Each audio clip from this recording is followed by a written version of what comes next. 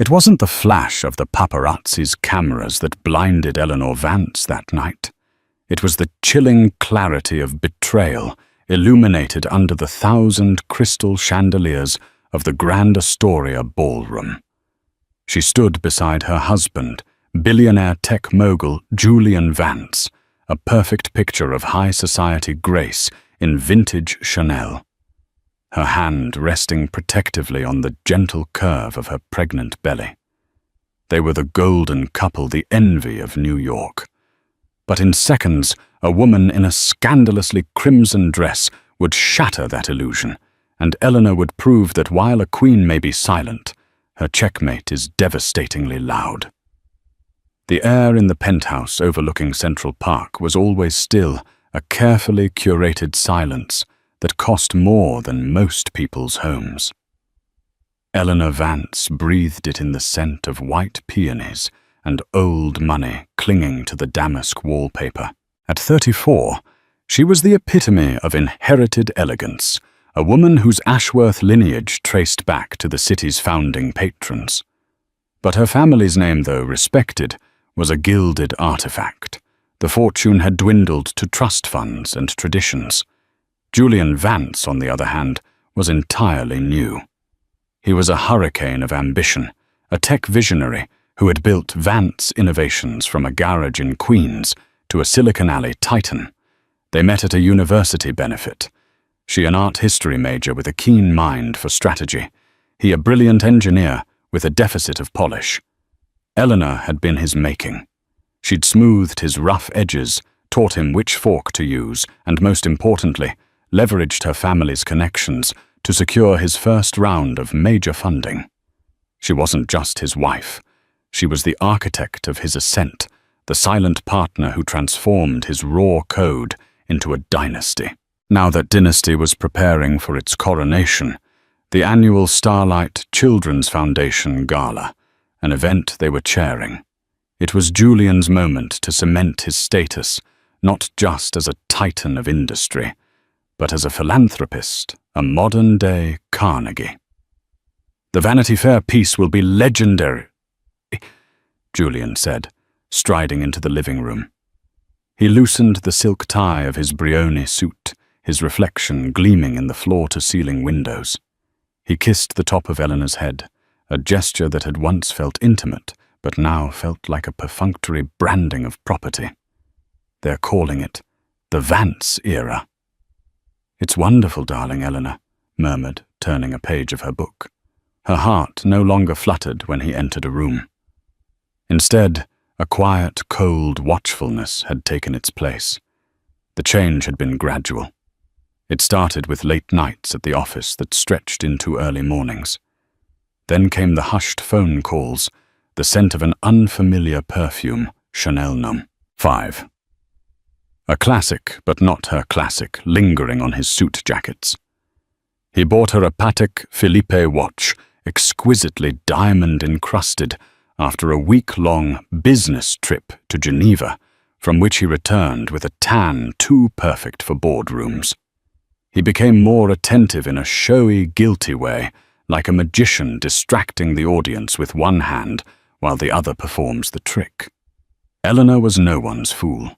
The Ashworths might have lost their fortune, but they had never lost their shrewdness. She had hired a discreet private investigator, a former MI6 agent named Alistair Finch, whose reports were delivered in plain manila envelopes and read like a cheap novel. The other woman's name was Isabella Rossi. 25 years old, an Instagram influencer who went by the handle The Gilded Lily. She peddled a fantasy of luxury, posing on yachts she didn't own, and in private jets she was merely a guest on. Her latest benefactor, it seemed, was Julian. Alistair's photos were a gallery of clichés, clandestine dinners at Balthazar, a weekend in the Hamptons, a stolen kiss in the back of Julian's Maybach. The worst part wasn't the betrayal itself, but the sheer unoriginal vulgarity of it. Julian, the man she had molded into a king, had chosen a court jester.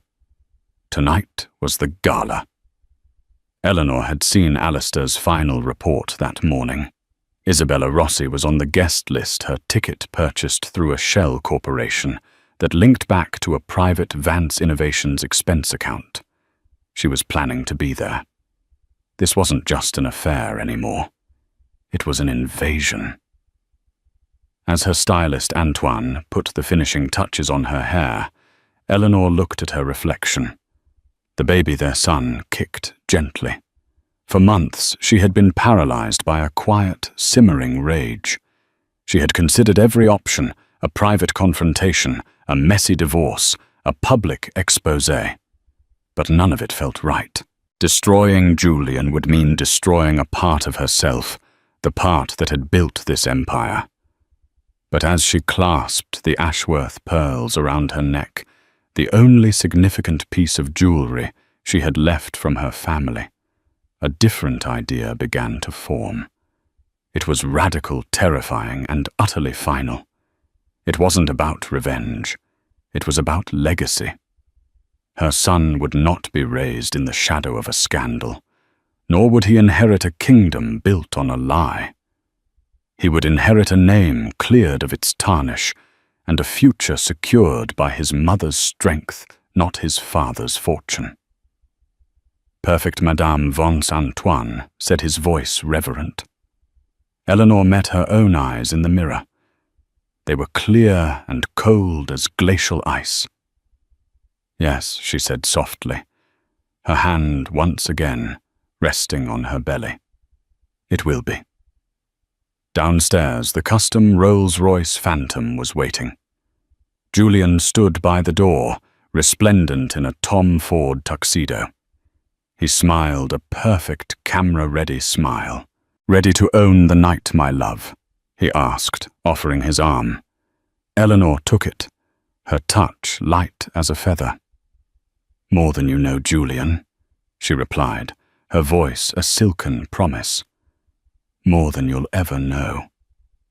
The Grand Astoria ballroom was a symphony of excess. Light from the chandeliers fractured through thousands of champagne flutes, scattering rainbows across the faces of New York's elite. The low hum of conversation was a currency of its own, a blend of stock tips, political gossip, and discreet character assassinations. At the center of it all stood Julian and Eleanor Vance, greeting their guests with practiced perfection. Eleanor moved through the crowd like a galleon in calm waters, her vintage Chanel gown shimmering a serene smile fixed on her face.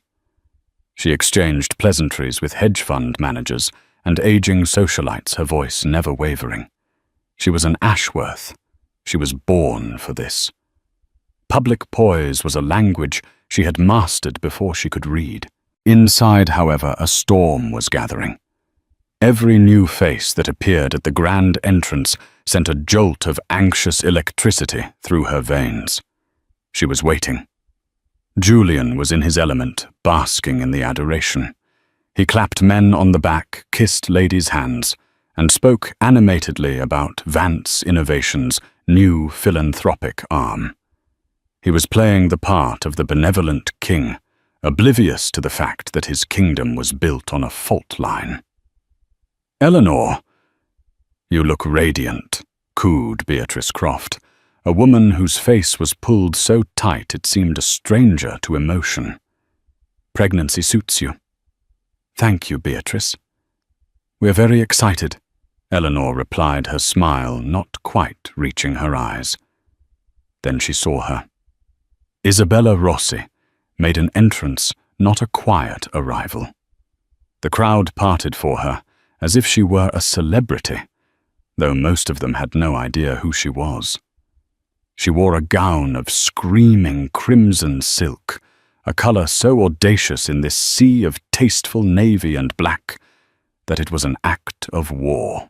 It was cut low in the front and high on the thigh, a dress designed not for elegance, but for impact. Her dark hair was styled in glamorous waves, and her smile was a predatory slash of red lipstick. She wasn't just attending, she was making a statement. She drifted through the ballroom, a shark in a shimmering fish tank, her eyes scanning, searching until they locked onto their target, Julian. Eleanor felt Julian stiffen beside her. A flicker of panic crossed his face before it was replaced by a mask of indifference. He turned his back slightly, pretending to be engrossed in a conversation with the senator. But it was too late. The serpent was in the garden. Isabella didn't approach them. That would have been too obvious. Instead, she began to work the room with a terrifying social prowess. She laughed with a young tech billionaire, charmed a grizzled oil tycoon, and posed for a selfie with the editor of Vogue, who looked both intrigued and appalled. She was building a power base, drawing the room's energy and attention toward herself, pixel by pixel, conversation by conversation. The whispers started almost immediately. "Who is that?" "Some influencer, I think. My daughter follows her." "What is she doing here?" "She looks conspicuous. I heard she came with Mark Renshaw, but she hasn't spoken to him all night." Eleanor watched a cold knot tightening in her stomach. This was worse than she had imagined. Isabella wasn't just a mistress content with lavish gifts and secret weekends. She wanted a throne.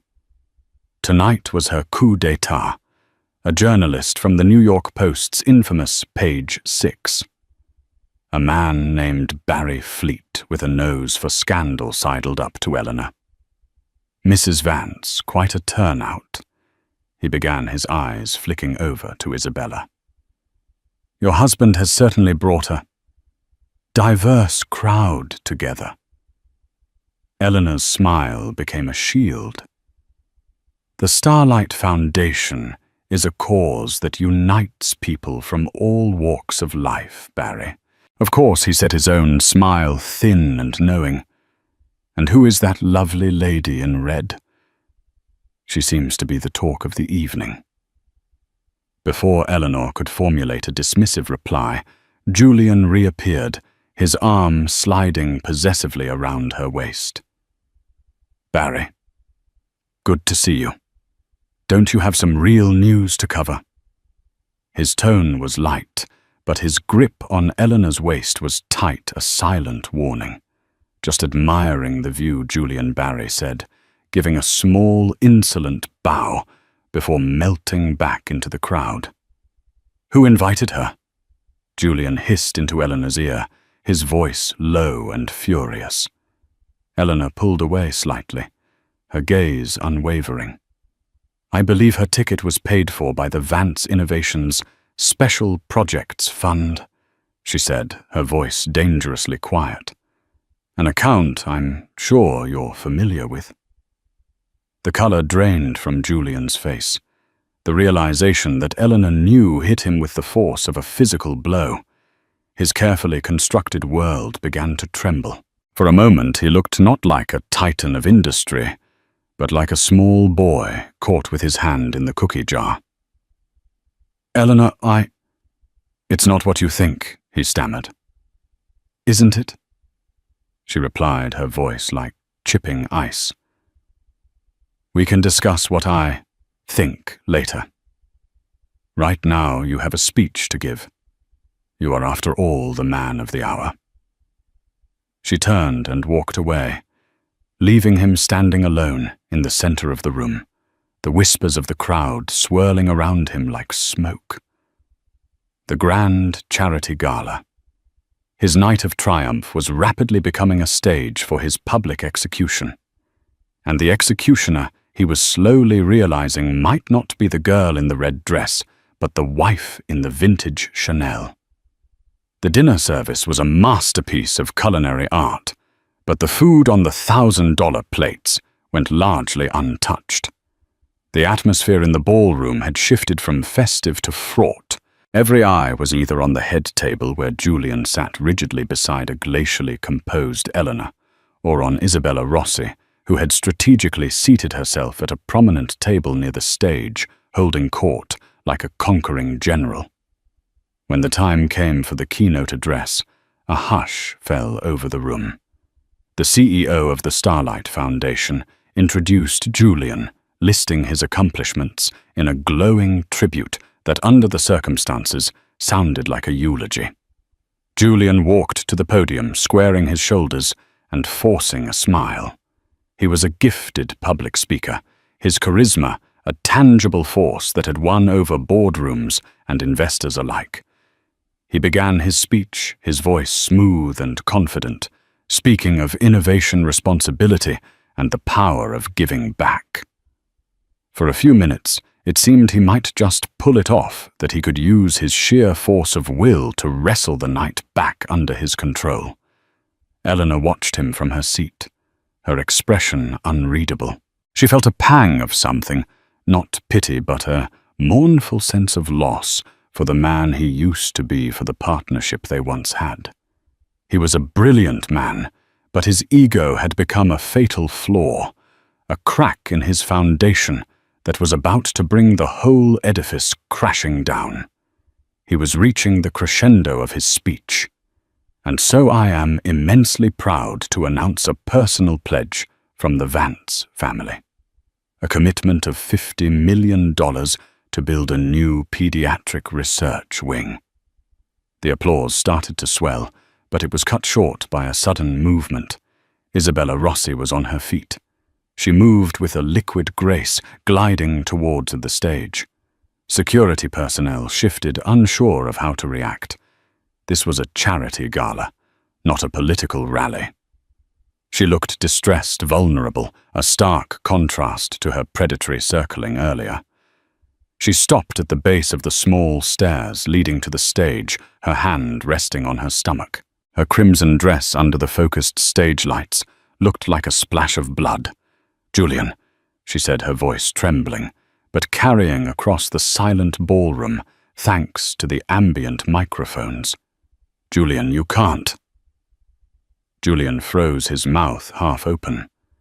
The teleprompter scrolled on, but he had lost his place, lost his composure, lost everything.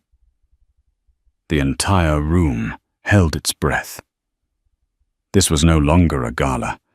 It was a theater of humiliation, and everyone had a front row seat.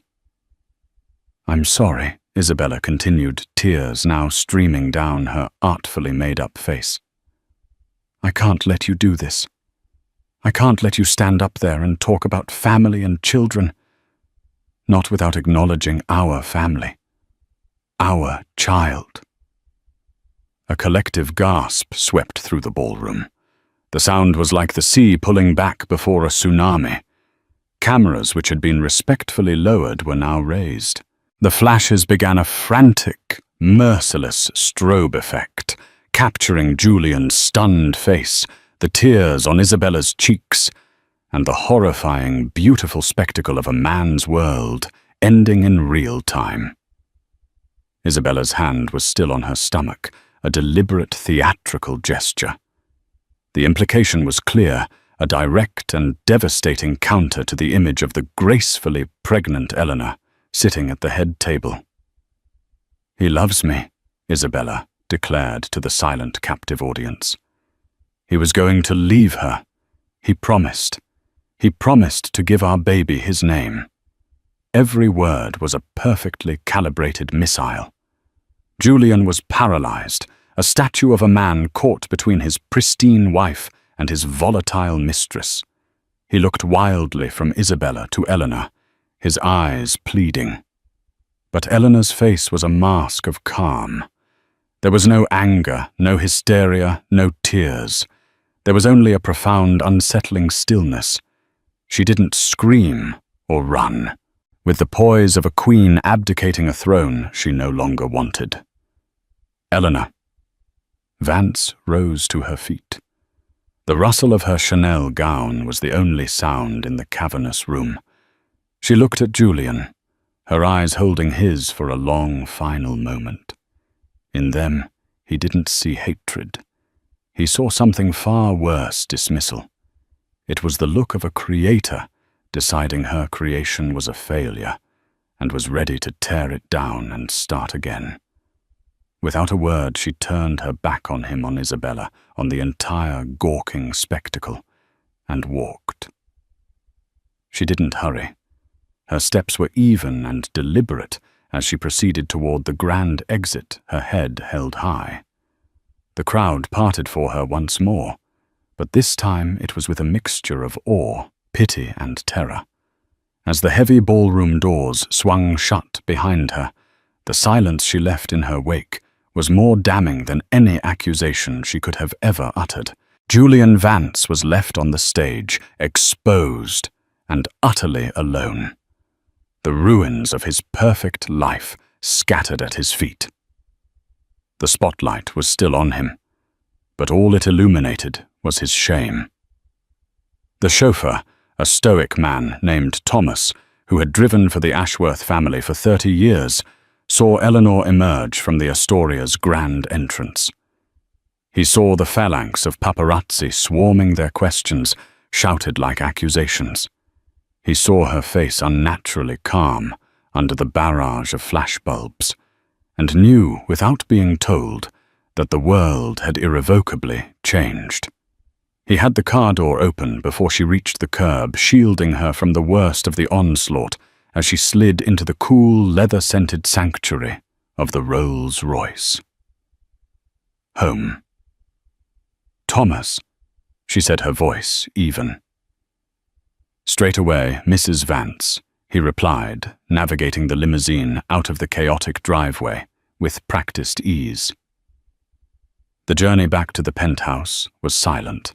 The glittering skyline of Manhattan blurred past the tinted windows, a city of dreams that had, for her, become a prison of lies. But she wasn't escaping.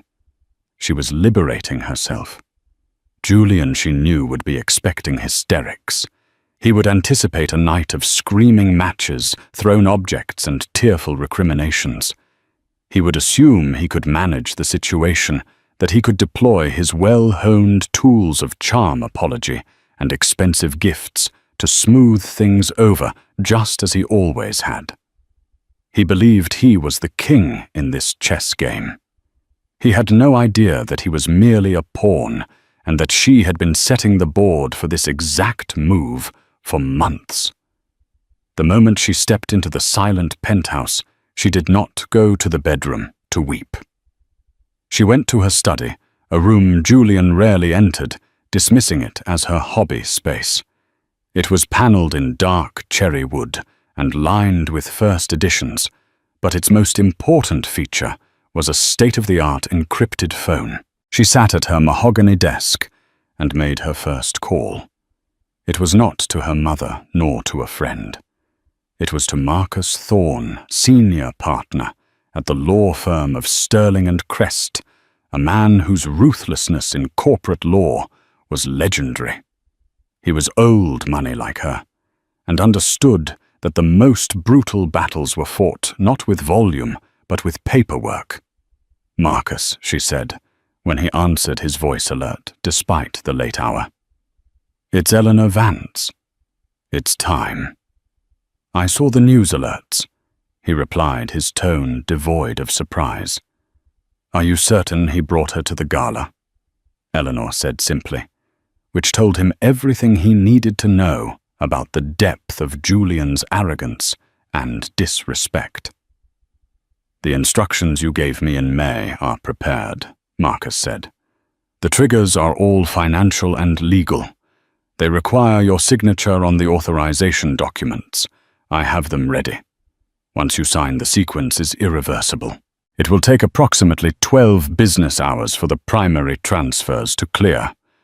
He will be completely locked out by Monday morning. I'll be at your office at 7 a.m., she said. I will be waiting. And Eleanor?" "Yes, Marcus. Well played." She hung up and made her second call, this time to the head of her private security team. "David, I need you to facilitate my departure from the penthouse. I will be leaving within the hour. I will not be returning. Please ensure Mr. Vance is not able to contact me. Change all my numbers. My destination is the safe location we discussed." Her third call was to Alistair Finch, the investigator. "Alistair, I need the complete file. Everything you have on Isabella Rossi. Her financials, her associates, any documented falsehoods in her public persona. And one more thing, find out if she's actually pregnant. I need definitive proof one way or the other." Eleanor worked with chilling efficiency. This was not a woman scorned. This was a CEO executing a hostile takeover of her own life. For the past 6 months, ever since Alistair's first report had landed on her desk, she had been meticulously preparing for this moment. While Julian was distracted by his affair and his preparations for the gala, Eleanor, with the help of Marcus Thorne, had been quietly restructuring their entire financial world. The narrative Julian believed was that he was the sole genius behind Vance Innovations. The reality was that Eleanor, using the power of attorney he had foolishly granted her years ago during a complex international merger, had become the ultimate authority. She had established a series of nested holding companies and family trusts ostensibly for tax purposes and estate planning for their unborn son. Julian, bored by the minutiae of legal and financial structuring, had signed every document she'd put in front of him, eager to get back to designing new algorithms and basking in the glow of public adoration. He had no idea that the majority of his personal shares in Vance Innovations, his vast real estate portfolio, and his liquid assets were not in fact in his name.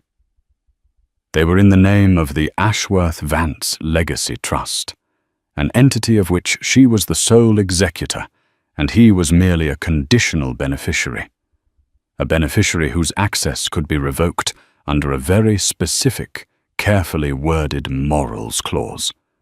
A clause that cited public infidelity and actions that could bring the family name into disrepute as grounds for immediate and total forfeiture.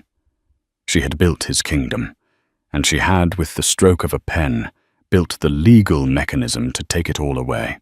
She packed a single suitcase with essentials, leaving behind the designer gowns, the glittering jewels, and the life that had become a beautiful lie.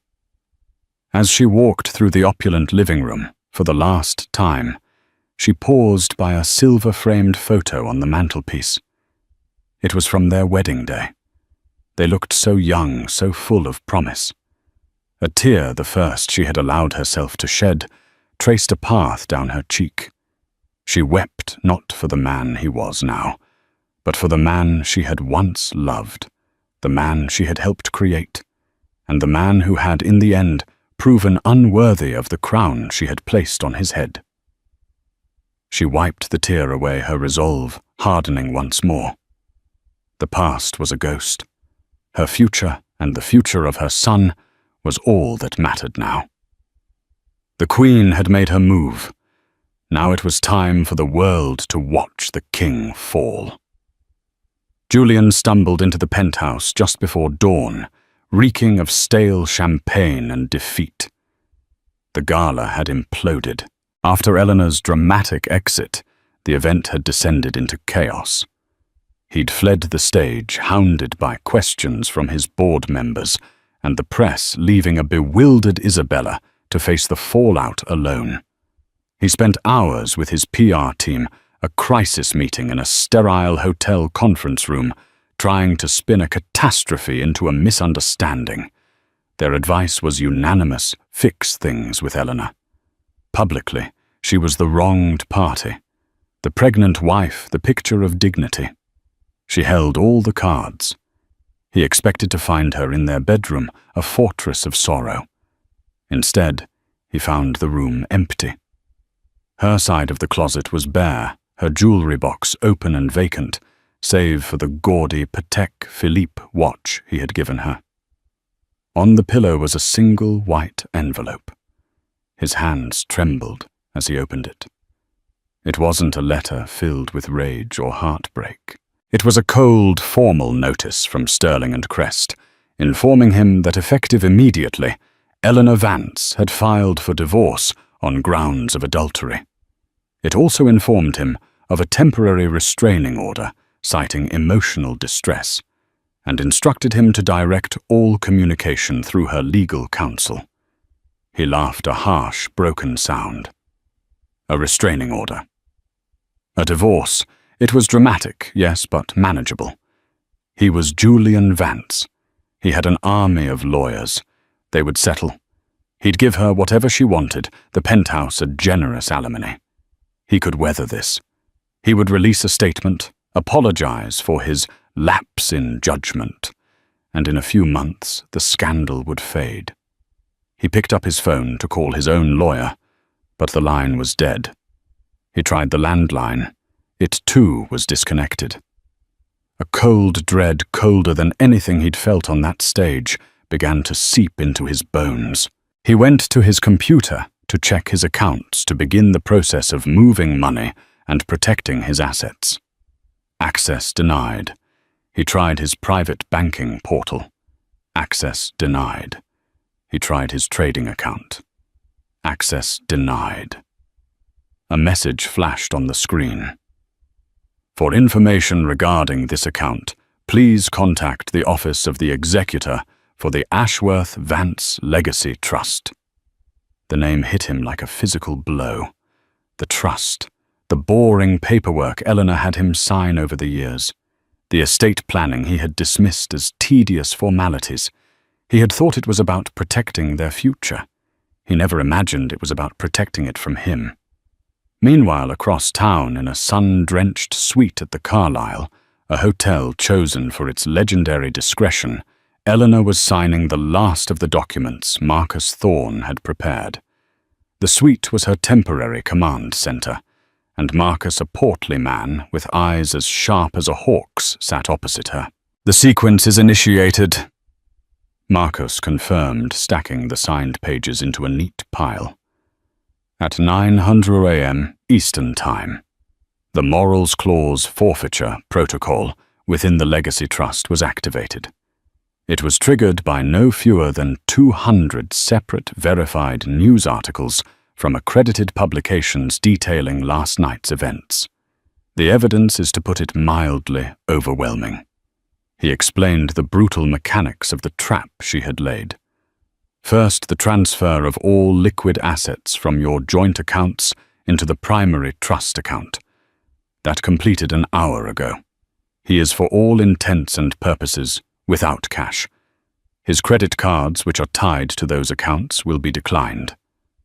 Eleanor nodded, her face impassive. Second, Marcus continued, is the seizure of transferable assets. The deed to this penthouse, the house in the Hamptons, the chalet in Aspen, and the villa in Lake Como. They are all owned by a holding company, which is in turn owned by the trust. He is now, legally, a guest in his own home. And the company, Eleanor asked, her voice steady. The most elegant part of the plan, if I do say so myself, Marcus said, with a thin smile. Your husband's controlling interest in Vance Innovations, 51% of the voting stock, was never in his name directly. It was held by that same holding company. As of this morning, you, as the sole executor of the trust, control that 51%. You are now the majority shareholder of Vance Innovations. The sheer audacity of it was breathtaking. She hadn't just taken his money. She had taken his creation, his identity, his entire empire. He will fight it, Eleanor stated. He will try, Marcus corrected. He will claim coercion, that he didn't know what he was signing. But every document was signed with his own lawyers. Present. Lawyers you encouraged him to hire to ensure his own due diligence. We have records of every meeting, every email in which he stated he was too busy with innovation to read the fine print and delegated the final review to his team. His negligence is not a legal defense. It is in fact the very rope with which he has hung himself. A secure laptop on the table chimed. It was an email from Alistair Finch. The subject line was succinct: Isabella Rossi. Eleanor opened it. The file was comprehensive. Financial records showed Isabella was deep in debt before she met Julian. Social media analysis revealed a history of fabricated sponsorships and inflated follower counts. But the final attachment was the masterstroke. It was a medical report surreptitiously obtained by one of Alistair's contacts. Isabella Rossi was not pregnant. She had never been pregnant. The entire public spectacle, the tears, the hand on her belly, it was all a calculated performance, a desperate high-stakes gamble to force Julian's hand. Eleanor saved the file. This was not a weapon she would use immediately. It was the final devastating card she would keep hidden, to be played only when the time was right. She looked out the window at the city below. For years she had lived in Julian's shadow, the quiet, elegant woman behind the great man. They had all underestimated her Julian Isabella, the whole of New York society. They saw an Ashworth and thought of brittle tradition and quiet grace. They never bothered to look closer and see the mind of a Wall Street predator, the patience of a master strategist, and the will of a survivor. "What is your first move as head of the company?" Marcus asked, bringing her back to the present. Eleanor's gaze was fixed on the Vance Innovations Tower, its gleaming spire a monument to the man she had both built and broken. "My first move," she said, her voice laced with steel, "is to make a donation." Monday morning dawned over Manhattan gray and indifferent. For Julian Vance, it felt like the beginning of a war. He was holed up in a glass-walled conference room on the 48th floor of his lawyer's office, a sterile box of chrome and black leather that felt more like an observation deck for his own demise. His lawyer, a portly, grim-faced man named Arthur Hayes, sat across from him, a stack of unpromising legal briefs, forming a fortress between them. "She can't do this, Arthur," Julian said, for the 10th time, pacing the room like a caged animal. His Tom Ford suit, the very armor of his success, now felt like a costume. "Freeze my accounts. Seize the properties. It's a scare tactic. We hit back, we file injunctions, we sue for something coercion, undue influence." Arthur sighed, polishing his glasses with a silk cloth. "Julian, we've been over this. Your signature is on every page of the trust documents. You had your own counsel review them.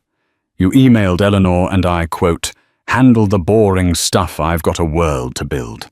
Legally, her position is ironclad. She built a cage and you walked into it, signed the lock, and handed her the key."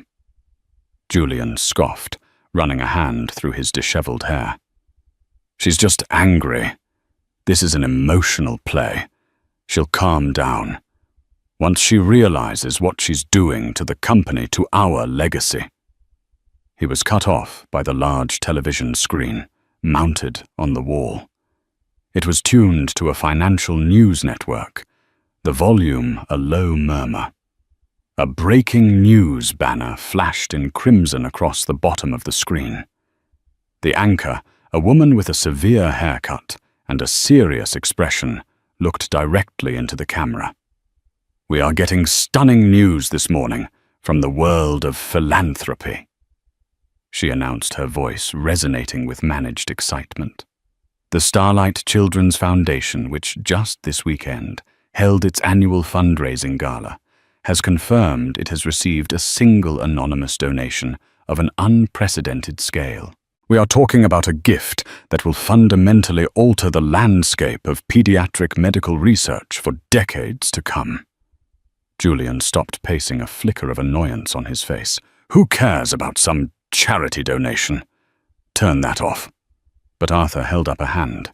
His eyes narrowed at the screen. "Wait," he said, a new tension in his voice. The anchor continued, "While the source remains anonymous, sources familiar with the transaction have confirmed the donation is comprised of a massive block of stock in one of Silicon Alley's giants, Vance Innovations, as well as the full liquidated value of several high-profile real estate assets, including a penthouse overlooking Central Park and a waterfront estate in the Hamptons. The air was sucked out of the room. Julian stood, frozen, his mouth agape. The penthouse, the Hamptons house, his stock. It couldn't be. It was a coincidence, a bizarre, impossible coincidence. The total value of the donation, the anchor paused for dramatic effect, is estimated to be a staggering $1.8 billion. A gasp was audible from the newsroom floor. Financial analysts were brought on screen, their faces a mixture of shock and awe. They speculated wildly. Was it a foreign government, a reclusive tech billionaire liquidating their fortune? The sheer audacity of the move was all anyone could talk about. Julian's phone, which had been buzzing intermittently with calls from his panicked board members, suddenly lit up with a notification. It was from the Wall Street Journal. His heart hammered against his ribs as he read the headline, the words, searing themselves into his brain. Eleanor Ashworth Vance revealed as mystery donor in 1.8B. Philanthropic coup. Seizes control of Vance Innovations. He sank into a leather chair, the phone slipping from his nerveless fingers. Arthur picked it up and read the first few paragraphs aloud, his voice a monotone dirge. In a move that has stunned the financial world, Eleanor Ashworth Vance, wife of embattled tech mogul Julian Vance, has been confirmed as the sole source of the record-breaking donation. Citing a morals clause within the Ashworth-Vance Legacy Trust, of which she is the sole executor, Mrs. Vance assumed control of all marital assets following Mr. Vance's public infidelity at Saturday's Gala. Her first and thus far only official act has been the complete transfer of those assets to charity. A spokesperson for Mrs. Vance, Marcus Thorne, of Sterling and Crest, states, Mrs. Vance believes that a fortune amassed under the banner of family should serve to protect the futures of other families. This donation will honor the original intent of the Starlight Foundation, a cause she has always held dear. It wasn't a scare tactic. It was an execution. He hadn't just been outmaneuvered. He had been gutted, erased. The money, the houses, the art, they weren't just things. They were him. They were the tangible proof of his genius, the scorecard of his life. And she had taken that scorecard, set it on fire, and used the warmth to toast her own sainthood. The public wouldn't see this as a ruthless corporate takeover. They would see it as the ultimate act of poetic justice, a righteous and magnificent act of charity. His phone began to ring, a shrill, insistent sound in the funereal silence of the room. The caller ID flashed Isabella. He numbly accepted the call. Julian. What the hell is going on? She shrieked, the carefully constructed vulnerability of the Gala replaced by a raw, screeching panic. The news. They're saying you're broke. They're saying she has everything. Tell me it's not true. It's a complication. Bella Julian managed, his voice hollow. My lawyers are handling it. It's a temporary. Temporary, she spat the word, dripping with contempt. My American Express was just declined at Cartier. My driver called and said the account for the car service has been terminated. You promised me a world, Julian. You promised you would leave that cold witch and give me everything. And I will. He pleaded, the words tasting like ash in his mouth. I just need time to fight this. A cruel, humorless laugh echoed down the line. Fight with what, Julian? You have nothing. Do you understand that I attached myself to a rocket ship, not a flaming piece of wreckage? I am not going down with your sinking ship." "Bella, wait. Don't call me again," she snarled. "You've ruined me." The line went dead. He stared at the phone, a monument to his own spectacular stupidity. He had risked his kingdom for a woman who wouldn't stand by him for a declined credit card. As if the universe had one final blow to deliver, an email notification popped up on his screen. It was forwarded from his now former COO, a man he had mentored for a decade. There was no message in the body, only the forwarded internal memo that had just been sent to every employee at Vance Innovations. The subject line read, "A new chapter for Vance Innovations." He opened it, his eyes scanning the cold corporate prose authored by his wife. "To the employees and board of Vance Innovations, today marks a new chapter for our company. A chapter defined by integrity, accountability, and a renewed focus on our core mission of innovating for a better future. To that end, the board of directors under my new leadership as chairperson has unanimously voted on a change in executive leadership. Effective immediately. Immediately, Julian Vance has been removed from his position as CEO and all other roles within the company and its subsidiaries. His access to all company property and systems has been revoked. We thank him for his initial vision in founding this company and wish him well in his future endeavors. Further announcements regarding interim leadership will be forthcoming.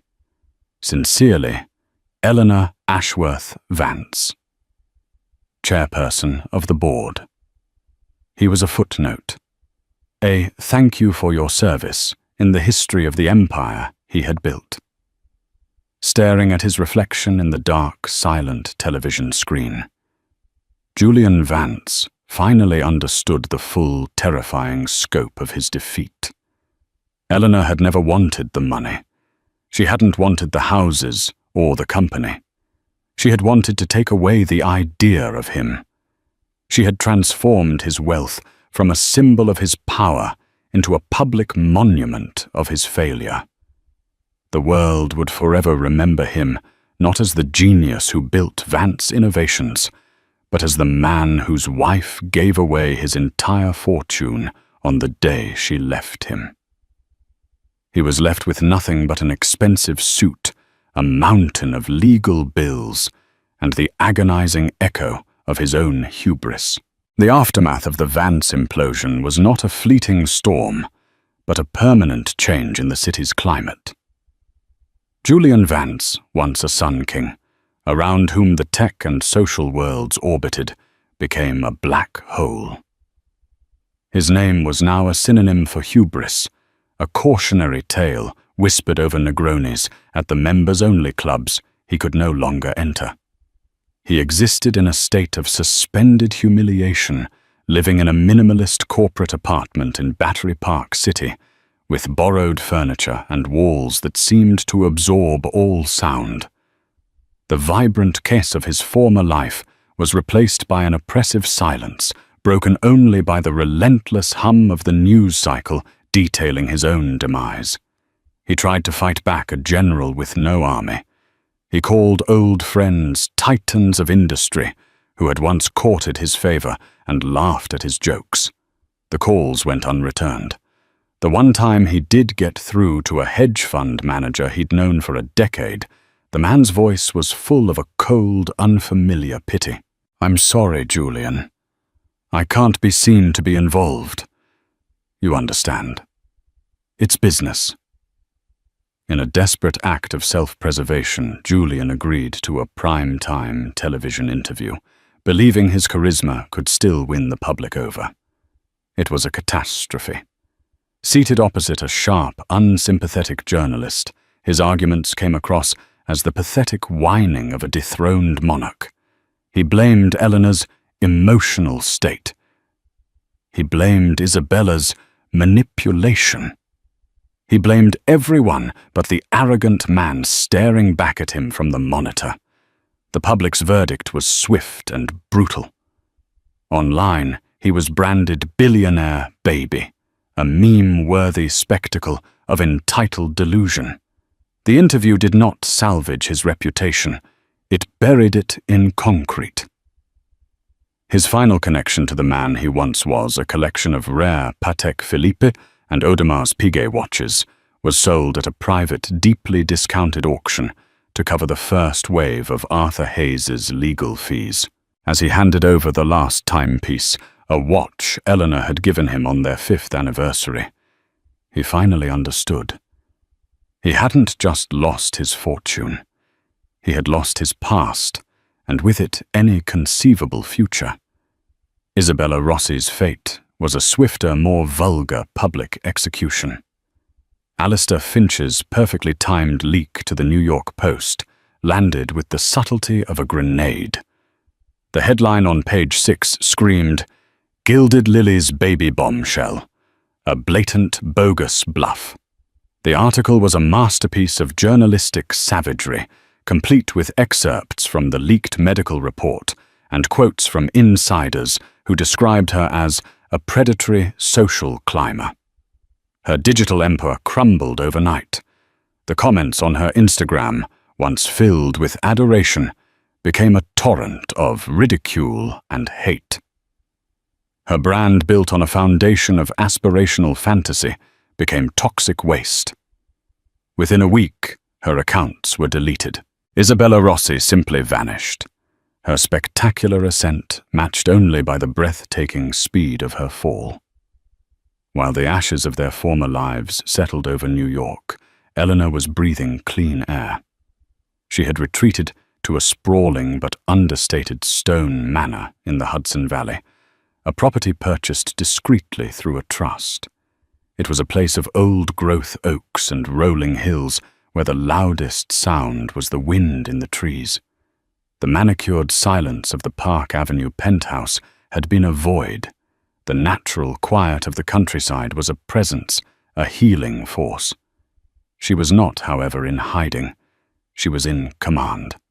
From a secure, state-of-the-art office overlooking a serene English garden, Eleanor Ashworth, Vance proved to be a more formidable leader than Julian had ever been. She did not rule through charisma and grand pronouncements, but with quiet competence and lethal precision. Her first major directive as chairperson was to cancel 3 of Julian's most expensive ego-driven moonshot projects, redirecting the massive R&D budget towards sustainable technologies and a new data ethics division. It was a move praised by the market as both fiscally responsible and forward-thinking. The stock, after its initial chaotic plunge, began a steady, confident climb. She appeared only once via a crisp, pre-recorded video to the shareholders, her presence calm, authoritative, and visibly pregnant. The message was clear. Vance Innovations was under stable visionary leadership. The era of the reckless boy king was over. The reign of the queen had begun. One crisp autumn afternoon, as a tapestry of red and gold leaves covered the lawns, Marcus Thorne's black sedan crunched up the gravel driveway. He found Eleanor in the library, a fire crackling in the hearth, a cup of herbal tea in her hands. She looked serene, the sharp edges of her city persona softened by the peaceful surroundings and the gentle curve of her pregnancy. "It's done," Marcus said, placing a slim leather folio on the antique table beside her. He signed the final divorce papers this morning. He contested nothing. Frankly, he has nothing left to contest with. Eleanor opened the folio. Her eyes scanned the legal language that formally dissolved her marriage, her expression unreadable. She picked up the pen Marcus offered. Her signature, Eleanor Grace Ashworth, was fluid and decisive. She had deliberately dropped the Vance. "What will become of him?" she asked, her voice devoid of either malice or pity. It was a simple question of logistics. Marcus adjusted his tie. "He's a ghost. The cautionary tale we discussed. His lawyers have dropped him. The last I heard, he was trying to pitch a new app to some third-tier venture capitalists in a coffee shop in Brooklyn. No one is investing. The name Vance is now radioactive. He has no capital, no credibility, and no allies. A quiet finality settled in the room. This was the end of the story. Eleanor felt a faint, ghost-like pang of sorrow, not for the man Julian had become, but for the brilliant, ambitious young man she had once loved and helped build. That man was long gone, consumed by the very ego she had helped to inflate. After Marcus left, Eleanor walked out into the cool, late afternoon air, her hand resting on her belly. Her son kicked a strong, reassuring movement. She had wondered in the quiet of the night if her actions had been too cold, too destructive. But looking out over the tranquil valley, she knew she had done the right thing. This wasn't an act of revenge. It was an act of purification. She had not destroyed a legacy. She had saved it from corruption. Julian's fortune built on her strategy, and his genius had become a monument to his arrogance. By giving it away, she had transformed it into a force for healing, for hope for children who needed a future. She had taken a story of sordid betrayal and turned it into a legend of philanthropy. Her son would not be born a Vance heir to a tarnished name and a litigious, scandal-plagued fortune. He would be an Ashworth, and his inheritance would not be a stock portfolio, but a story.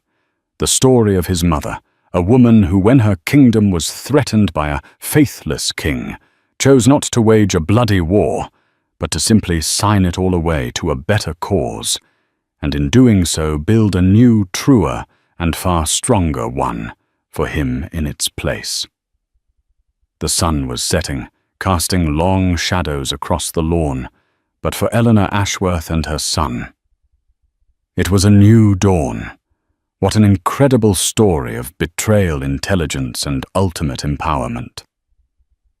Eleanor Vance's journey shows us that the most devastating response to disrespect isn't loud, emotional revenge, but quiet, strategic brilliance. She didn't just get even. She rewrote the entire game, turning her husband's fortune into a force for good and reclaiming her own narrative in the most powerful way imaginable. It's a gripping reminder that true strength often lies in foresight, dignity, and the courage to burn down a gilded cage to set yourself free. What do you think? Was Eleanor's move a masterstroke of justice or a cold, calculated act of destruction? What would you have done in her position? Let me know your thoughts in the comments below. I read every single one. If you were captivated by this story, please hit that like button. Share it with someone who appreciates a story of epic revenge, and most importantly, subscribe to the channel for more true-life dramas you won't want to miss. Thank you for listening. What happens when the fairy tale shatters? For Olivia Croft, it happened with the sound of knuckles pulverizing drywall inches from her face. Her husband, Harrison Croft, the tech billionaire, lauded on magazine covers as a visionary, showed her his true face in their $50 million Park Avenue penthouse. He was a monster hiding in plain sight. Pregnant and terrified, Olivia knew that running wasn't enough. He would find her. He would control the narrative. So in the terrifying hours that followed, she made a choice. She wouldn't just be a victim. She would be the architect of his downfall, using the one weapon he never accounted for: the truth captured in crystal clear 4K video. The argument, like most of them, started over something laughably insignificant: a caterer for the upcoming Croft Foundation Gala. Harrison wanted per se. Olivia, having heard whispers of their declining standards, suggested a private consultation with Daniel Hum's team from 11 Madison Park. To the outside world, it was the epitome of a 1% problem. To Olivia, sitting in their sprawling penthouse that overlooked Central Park like a kingdom, it was a test. A small, seemingly harmless push to see if she still had a voice. Harrison Croft didn't just occupy a room, he consumed it. At 42, he still possessed the restless, predatory energy that had helped him build his tech empire, Croft Enterprises, from a garage startup into a global behemoth. His public persona, curated with meticulous precision by a team of PR sharks, was that of a maverick genius, charming, slightly eccentric, and devoted to his beautiful younger wife. They were the golden couple, their life a meticulously art-directed fantasy for the masses. Daniel Hum Harrison scoffed, not looking up from his tablet, where stock tickers glowed a venomous green. "We're not running a vegan bake sale, Olivia. We need prestige. Per se is prestige. Harrison, I've heard." "You've heard." He mimicked his voice, dripping with condescension. He finally looked at her, his blue eyes, so often described in the press as piercingly intelligent, turning flat and cold. It was a look she had come to dread. "You hear things from your little coterie of socialites and lunch havers. I build things. I make decisions based on data on brand power, not gossip." Olivia felt the familiar heat rise in her cheeks. At 7 months pregnant, her body already felt like a foreign country, and his dismissiveness made her feel like an unwelcome tourist in her own home. She placed a hand on her swollen belly, a subconscious gesture of protection. "It's not gossip. It's a gala for our foundation. My name is on it, too." "I just want it to be perfect," she said, her voice softer than she intended. She hated how he made her small. "It will be perfect when you stop trying to meddle in things you don't understand." He stood up, the tablet clattering onto the glass coffee table. He began to pace a coast tiger in a bespoke Brioni suit. The penthouse, with its floor-to-ceiling windows and minimalist furniture, suddenly felt claustrophobic. "Do you have any idea the pressure I'm under? The Vanguard deal is on a knife's edge. We have a hostile takeover bid from Kenji Tanaka's firm in Tokyo. My entire legacy is on the line, and you're here debating canapés. This has nothing to do with canapés, and you know it," she retorted, a spark of her old self flaring up. Before she was Mrs. Croft, she was Olivia Davenport, a sharp art curator with a master's degree from Sotheby's. She had a mind, an opinion, a life. He had systematically dismantled it, piece by piece, cloaking the demolition in the guise of luxury and protection. "Oh, enlighten me then. What is this about?" he sneered, turning to face her fully. This was the precipice, the point where she could retreat, murmur an apology, and let him win. It was the easier path, the one she had taken 100 times before. But the life growing inside her made her brave. She couldn't let her child see her as a doormat. "It's about respect, Harrison," she said, her voice shaking but firm. "It's about you treating me like a partner, not a decorative accessory you acquired along with this apartment." The words hung in the air, thick and dangerous. Harrison's face, usually so controlled for the cameras, contorted. A vein pulsed in his temple. He had a slight twitch in his jaw that signaled the point of no return. It was twitching now. An accessory, he whispered, the sound more menacing than a shout. He took a step toward her, then another. She instinctively shrank back into the plush cushions of the Roche-Beaubois sofa. "I gave you everything. Everything. A life you couldn't even dream of. I plucked you from obscurity and put you on a throne. I had a life before you. I was happy.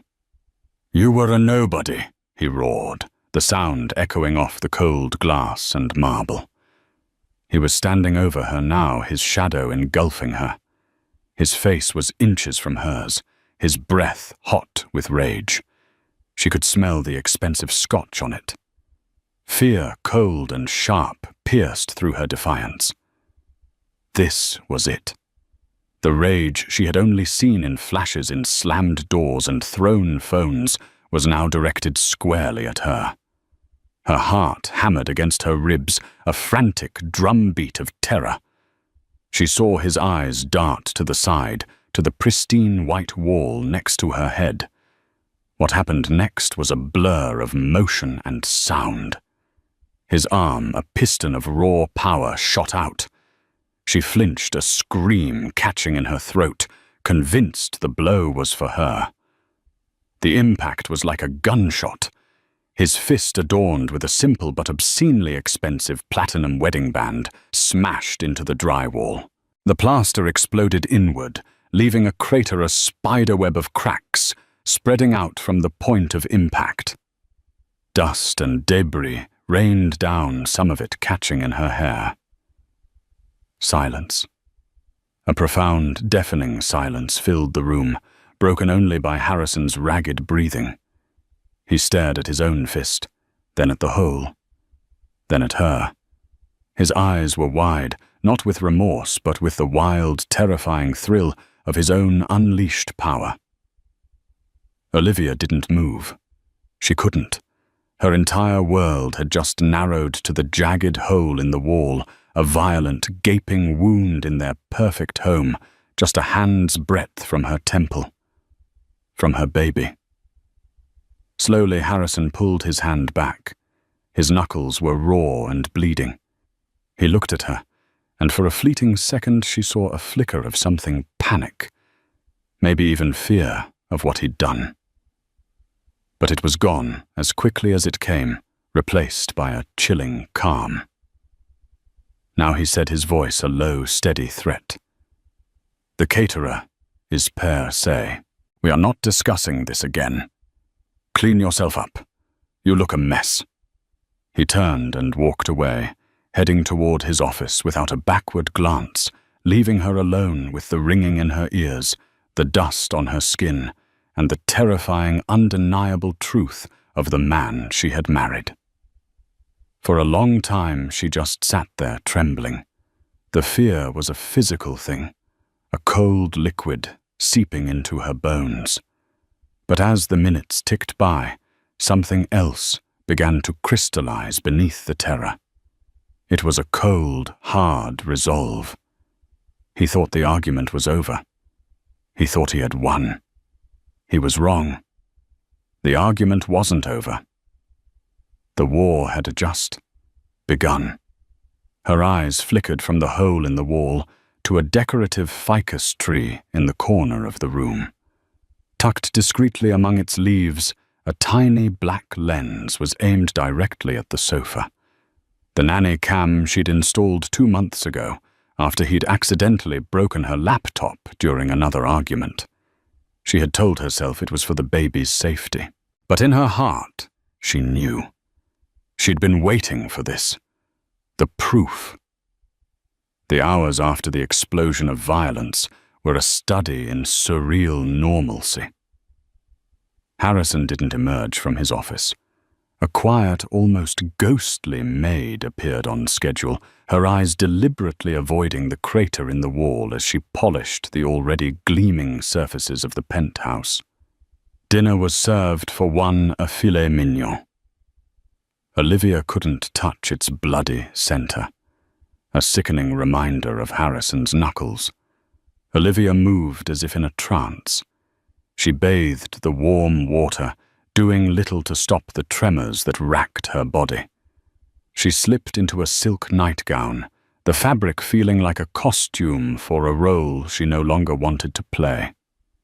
Every sound, the hum of the city below, the whisper of the air conditioning, was magnified a potential threat. Her mind, however, was no longer frozen in fear. It was racing, working with a clarity she hadn't felt in years. She knew Harrison. She knew his patterns. Tomorrow, A team of contractors would appear silent and efficient, and the wall would be repaired, plastered, and repainted. By evening, it would be as if nothing had happened. He would likely buy her a gift, something extravagant like a Cartier bracelet or a rare first-edition book. A silent transactional apology that was more about erasing his guilt than expressing remorse. He would consider the matter closed. He would expect her to fall back in line. Not this time. Once the penthouse was cloaked in the deep silence of 2 a.m., Olivia slipped out of bed. She moved with a thief's stealth through the cavernous apartment she now saw as a prison. The moonlight streaming through the windows cast long, eerie shadows. She bypassed the living room, the hole in the wall a dark, accusing eye. Her destination was the small, unused nursery. She had fought him for this room. He had wanted it to be a secondary home gym. She had insisted on a space for their child, and in a rare moment of acquiescence he'd agreed. It was here, amongst the unassembled crib and boxes of organic baby clothes, that she had set up her secret command center. The nanny cam wasn't just a camera. It was a state-of-the-art security device sold under the guise of baby monitoring that streamed and saved encrypted footage to a secure offshore cloud server. Olivia had spent weeks researching it, paying for it with cash from a secret bank account she'd been siphoning small amounts into for the past year. She sat down at the small desk she'd placed in the corner, her fingers trembling as she typed in the long, complex password to access the server. The portal opened. There it was, a timeline of video files time-stamped and dated. She navigated to today's date, her heart pounding a frantic rhythm against her ribs. She found the file labeled Living Room Cam 1745-18:30. She clicked play. The scene unfolded in chilling high definition. The colors were vivid, the audio painfully clear. She watched the argument as if it were a movie starring a stranger. She saw herself looking small and vulnerable on the sofa. She saw Harrison, his swagger, his condescension, his escalating rage. She heard his voice a venomous hiss, then a roar. And then she saw it. The lunge, the blur of his arm, the explosion of plaster. She saw herself flinch, her body curling in on itself to protect her unborn child. She saw him stand there breathing heavily, a conqueror surveying his territory.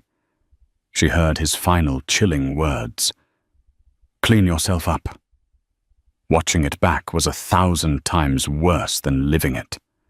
There was no ambiguity, no room for him to twist the narrative. It wasn't a he said, she said. It was a cold, hard, visual fact. He hadn't just punched a wall.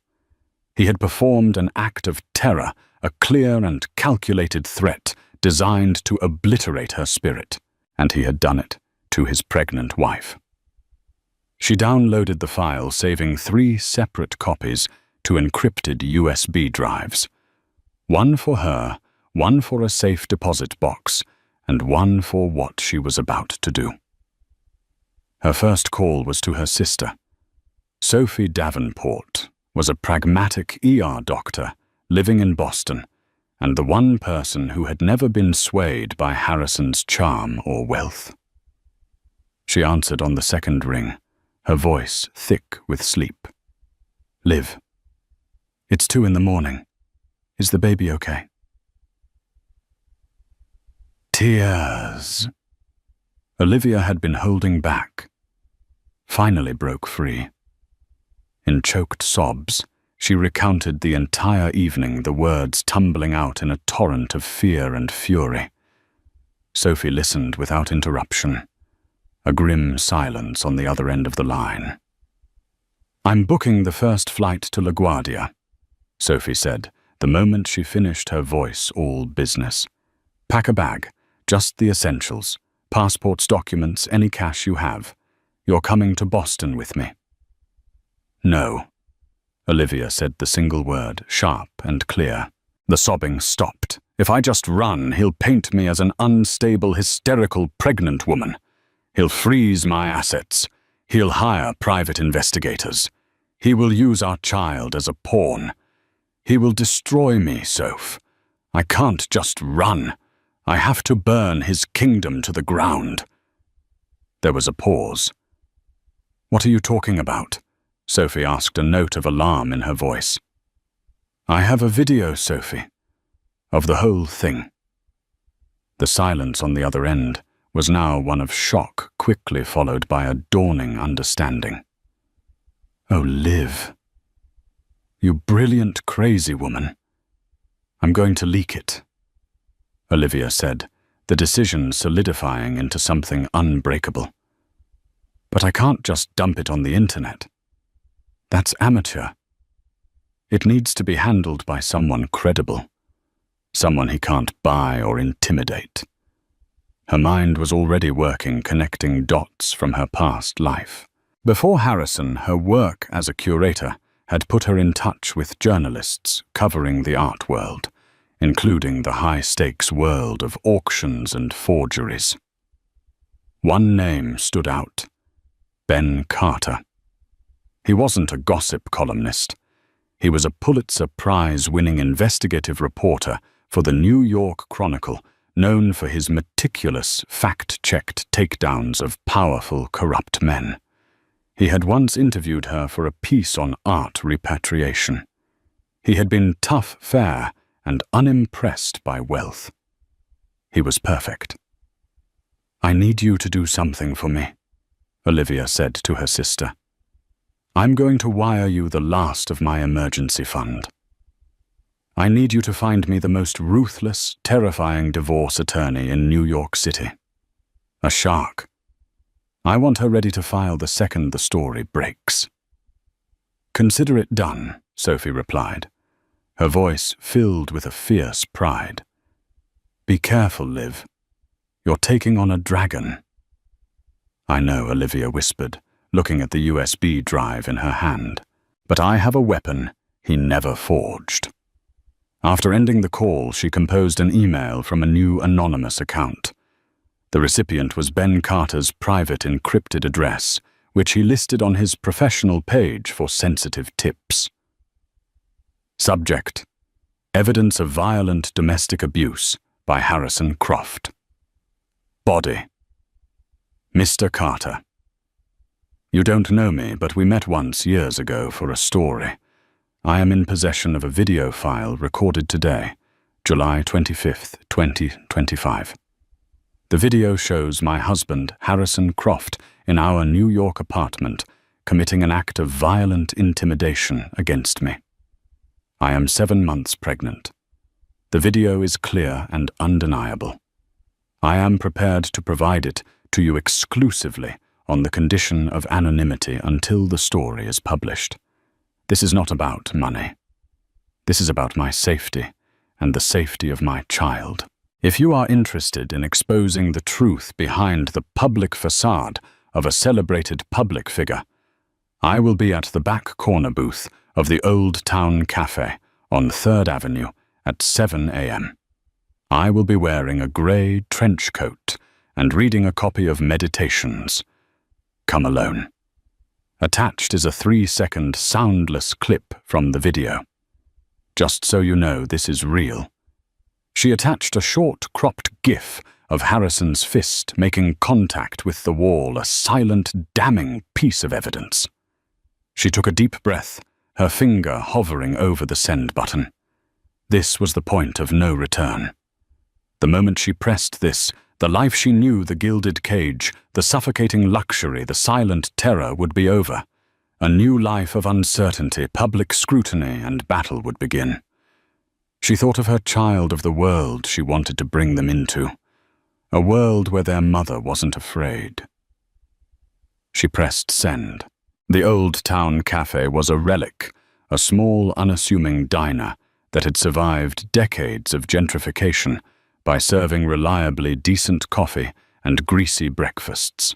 It was the last place anyone would expect to find the wife of a billionaire.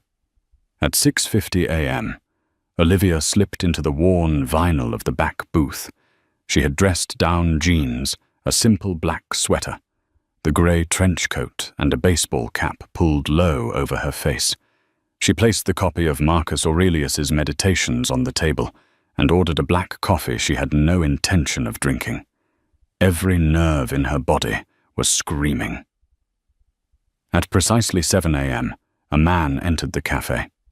He was older than she remembered, perhaps in his late 50s, with salt and pepper hair and a rumpled coat that suggested he valued function over fashion. It was Ben Carter. His eyes scanned the room instantly, dismissing the few other patrons, and landed on her. He approached the booth with a cautious, deliberate gait. "Mrs. Croft," he asked, his voice a low baritone.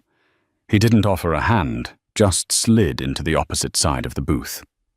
"I prefer Olivia Davenport," she said, her voice steadier than she felt. He gave a slight nod. "Fair enough. You brought a storm to my inbox this morning, Miss Davenport. Is it a storm you're willing to chase?"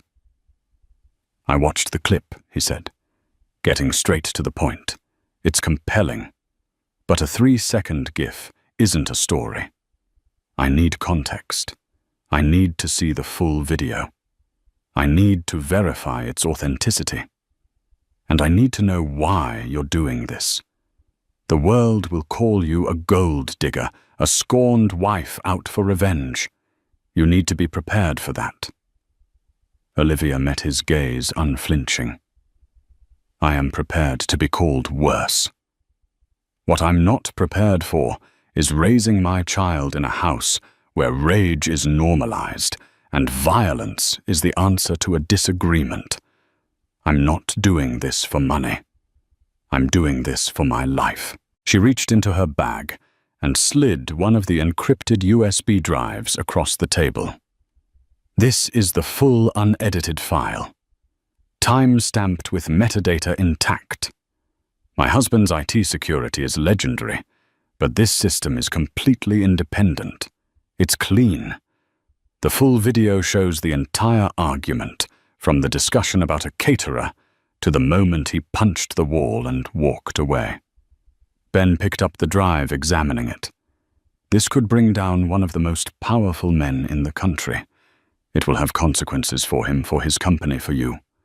"I'm counting on it," Olivia said. "My team will need a few hours to verify everything he said," pocketing the drive.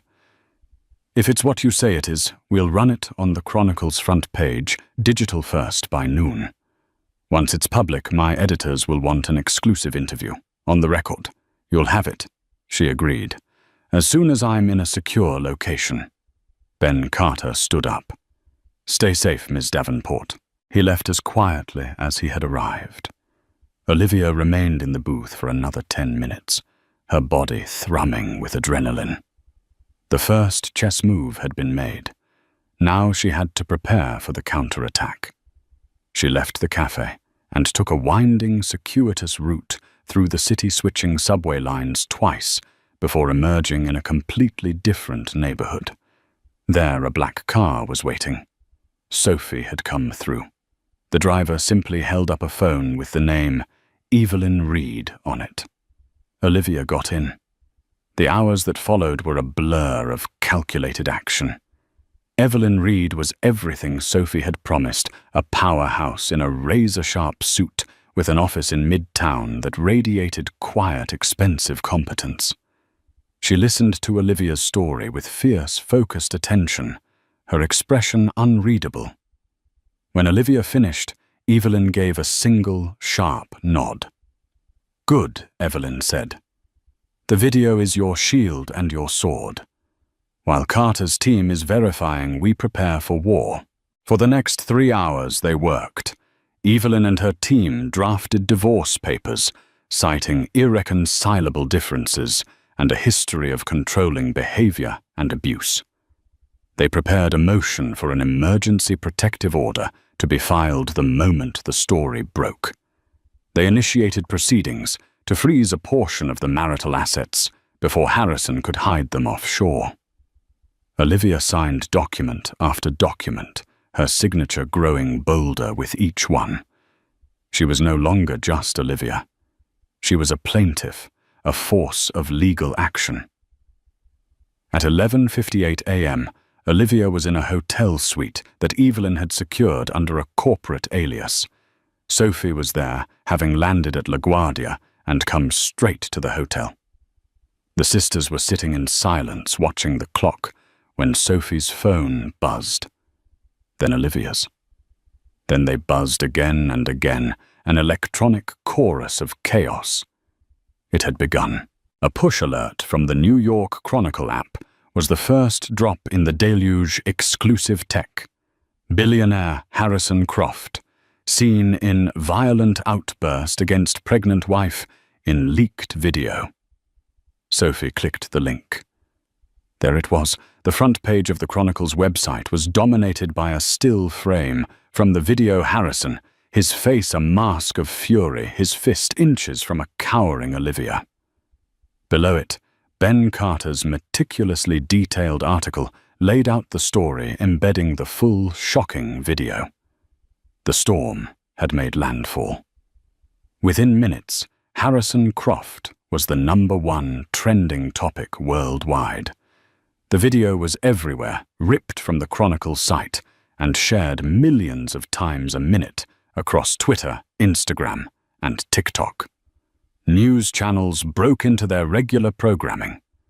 Business networks immediately began speculating on the impact on Croft Enterprises' stock. In his gleaming office tower, Harrison Croft was in a board meeting when his right-hand man, a perpetually nervous executive named Gregory, burst into the room, his face pale. He thrust an iPad in front of Harrison. Harrison saw the headline. He saw the picture. He saw the embedded video. He pressed play and watched himself, his private monster displayed for the entire world to see. For a moment he froze, the blood draining from his face. The other board members stared, their expressions a mixture of horror and cold calculation. The vanguard deal, his legacy, it was all evaporating in real time. His shock quickly morphed into a familiar volcanic rage. He hurled the iPad against the wall where it shattered. "Find her!" he bellowed at Gregory, his voice echoing in the stunned silence of the boardroom. "Find her now, and get me Robert Egan on the phone." Robert Egan was not just a lawyer. He was a crisis management artist, a fixer who made problems and people disappear.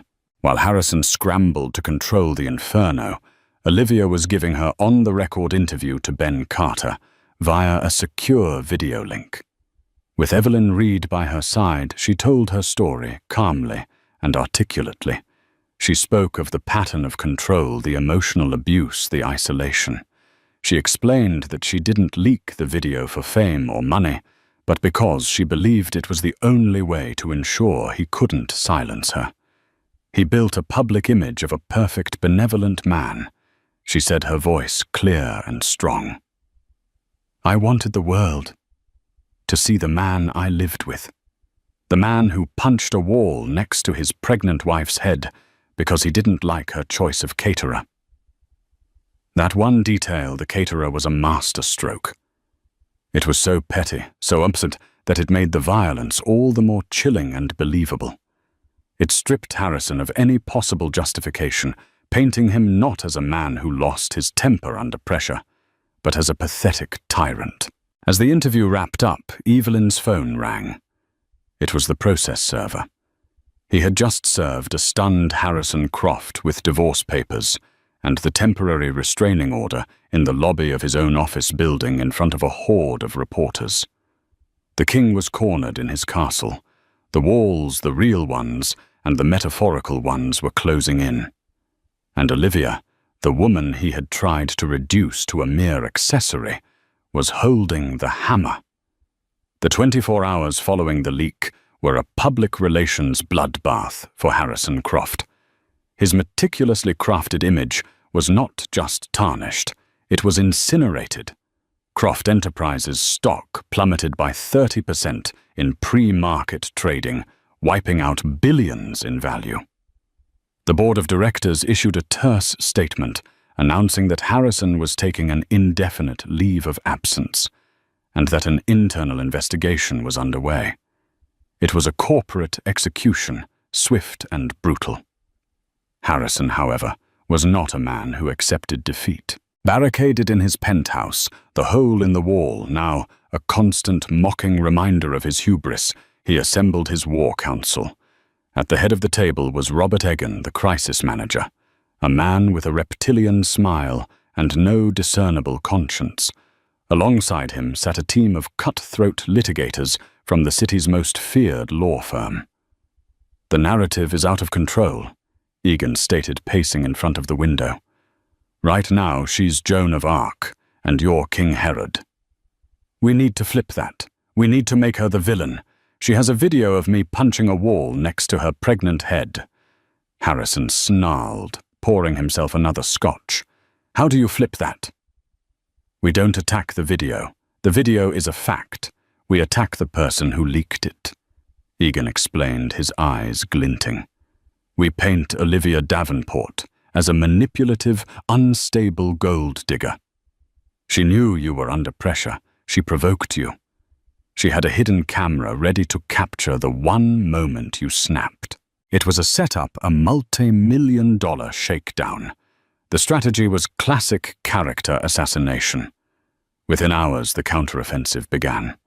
Anonymous sources close to Harrison Croft began whispering to tabloid journalists and gossip bloggers.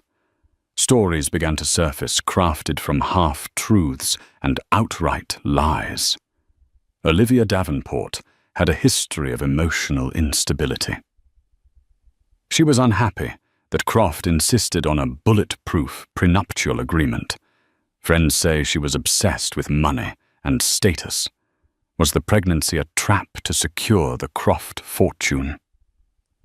They dug into her past, unearthing a college boyfriend who, when paid a handsome sum, was willing to describe her as dramatic and demanding. They leaked details of her prenuptial agreement, framing her legal challenge as a greedy money grab rather than a fight for a fair settlement. Olivia, watching the smear campaign unfold from the sterile safety of her hotel suite, felt a surge of nausea that had nothing to do with her pregnancy. She had expected it, Evelyn had warned her, but the sheer viciousness of it was breathtaking. "Don't read it," Sophie advised, trying to take the tablet from her hands. "It's poison." "No," Olivia said, her jaw tight. "I need to see what they're doing. I need to know the weapons they're using." In their own war room, Evelyn Reed was calm, almost serene. "This is predictable," she told Olivia over a conference call. "It's the standard playbook for powerful abusers. They are also making a critical mistake. They are underestimating you." Evelyn's strategy was not to engage in the mudslinging. "We stay above it. We let the video speak for itself, and we focus on the legal arena. The court of public opinion is fickle. A court of law requires evidence." The first legal skirmish was the hearing for the permanent protective order. Harrison's lawyers argued that the incident was a one-time mistake, an aberration born of immense stress. They portrayed him as a man deeply remorseful for his actions, a man who loved his wife and was desperate to save his family. They submitted sworn affidavits from staff and friends attesting to his gentle nature. Then it was Evelyn's turn. She didn't call Olivia to the stand to be cross-examined and torn apart. Instead, she presented her own evidence. She started by playing the video again, forcing Harrison, who was present via video link, to watch it in front of the judge. But she didn't stop there. This was where Olivia's meticulous, fearful documentation paid off. Evelyn presented a timeline of evidence stretching back over a year. Your Honor, Evelyn, began her voice crisp and clear. The defense claims this was a one-time mistake. We have evidence to the contrary. She submitted time-stamped photographs of the laptop Harrison had accidentally broken. An audio recording captured on Olivia's phone of Harrison verbally berating her, calling her worthless and an embarrassment. Emails from Harrison to Olivia's friends, subtly discouraging them from visiting.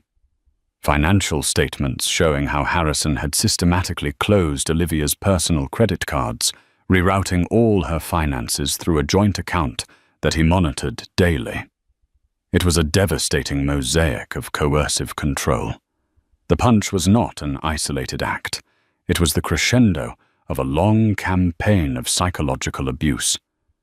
But the real twist, the move Harrison and his team never saw coming, came from an unexpected quarter.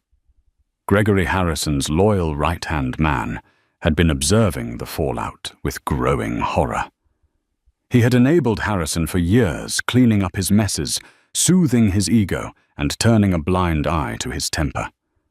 But seeing the video, the cold terror in Olivia's eyes, and then witnessing the brutal campaign to destroy her, it had cracked his conscience. He had a daughter of his own.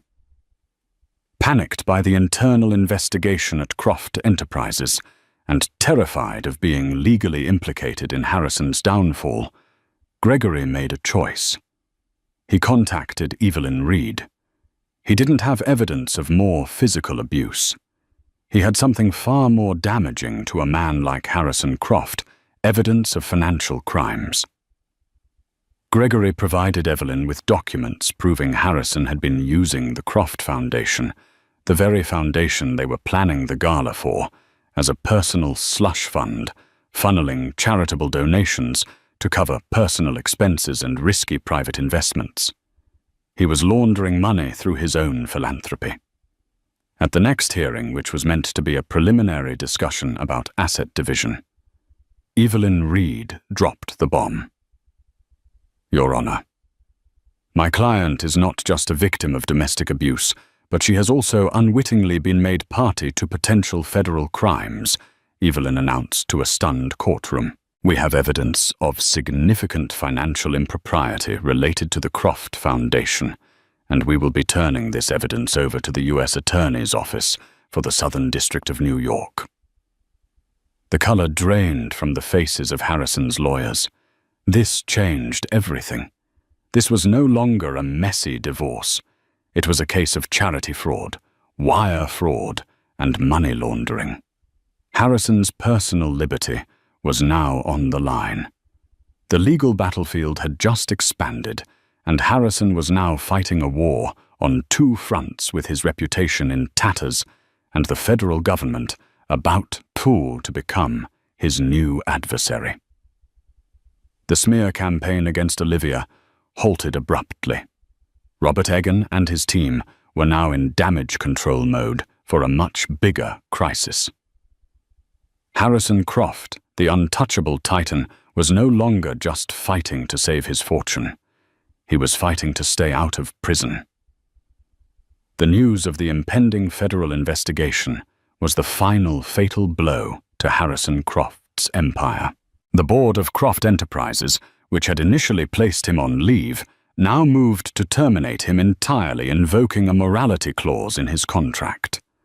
The man who had built the company from nothing was unceremoniously exiled, his name scrubbed from the corporate letterhead like an embarrassing typo. His one-time allies and sycophants in the worlds of business and society vanished, their loyalty as hollow as his public persona. The invitations stopped. The calls went unreturned. The silence was absolute. For Olivia, the shift was seismic. The narrative which had briefly been twisted against her snapped back with a vengeance. She was no longer just a victim of domestic violence, but a whistleblower who had exposed a corrupt charlatan. The public, which had been fed a diet of lies about her being a gold digger, now saw her as a woman of immense courage. Donations poured into women's shelters in her name, Advocacy groups lauded her bravery. She had weathered the storm. She spent those weeks in a quiet, secluded estate in upstate New York, rented by Evelyn's firm. Sophie stayed with her, a constant, grounding presence. For the first time in years, Olivia felt the suffocating weight of Harrison's control lift. She took long walks in the woods, breathing in the scent of pine and damp earth. She read books not to appear smart, but for the simple joy of it. She ate what she wanted, wore what she wanted, and spoke when she wanted. She was slowly, carefully rebuilding herself. Her pregnancy progressed peacefully. Away from the stress and fear of the penthouse, she felt a profound connection to the child growing inside her. This baby was no longer just a reason to escape. It was her partner in this new life, a future she was fighting for. Meanwhile, Harrison's world was shrinking to the size of a courtroom. His high-powered legal team, now focused on the federal charges, advised him to settle the divorce quickly and quietly. A public, drawn-out fight with Olivia would only provide more ammunition for the prosecutors and further poison any potential jury pool. The settlement negotiation was not a negotiation at all. It was a surrender. Evelyn Reed, armed with the threat of Gregory's testimony and the weight of the federal case, dictated the terms. Olivia would receive a settlement that was far more than the prenup stipulated, not out of greed, but as a matter of principle and security. It included the full transfer of a trust fund for their child, ensuring the baby would never have to depend on Harrison for anything. More importantly, it included Harrison relinquishing all parental rights. He could never see contact or make any claim to their child. It was the ultimate price for his actions. He would lose his legacy, not just in business, but in blood. Faced with the prospect of a lengthy prison sentence, a desperate Harrison agreed to everything. He signed the papers, his signature, a weak scrawl, a ghost of his former arrogant flourish. The final piece of the puzzle fell into place a week later. The U.S. Attorney for the Southern District of New York held a press conference.